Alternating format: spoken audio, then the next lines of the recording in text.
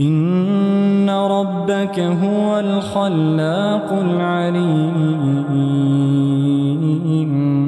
ولقد آتيناك 7 من المثاني والقرآن العظيم لا تمدن عينيك إلى ما متعنا به أزواجا منهم